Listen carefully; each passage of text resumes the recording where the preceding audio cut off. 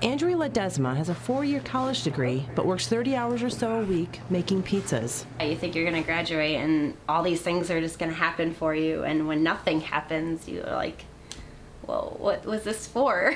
I just spent all this time and money, so much money. The 28-year-old is not alone. A new study done by the advocacy group Young Invincibles confirms what many millennials suspected. They are worse off than their baby boomer parents.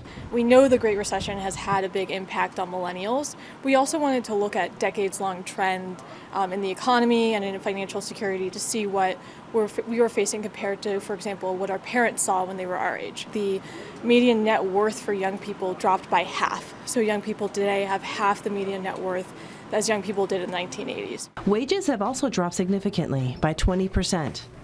Those between the ages of 25 to 34 had a median household income of nearly $41,000 in 2013, compared to nearly $51,000 for their parents in the 80s. Fewer millennials also own property. Overall, we see a decline in home ownership from the 1980s, young people in the 80s, to today by about 8%.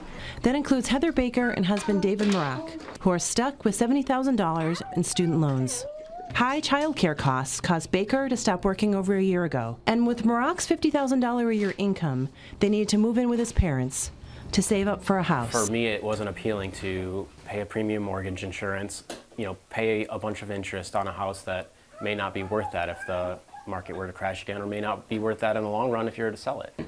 The American dream now, I think, we're just striving to be happy, just know what happiness is, and making our life fit us instead of making ourselves fit what's going on in the world, I guess. LEDESMA'S mother can see that our generation had it easier. I think everything is just harder for them, whether it's the economy and it's politics and just the, drugs out there. When LEDESMA was younger, she thought at this point she'd have a house and be making more money. Like, that's not something that people strive for, and that's not something that's even attainable. Millennials living with the reality of a new kind of economy. Carrie Antelfinger, Associated Press.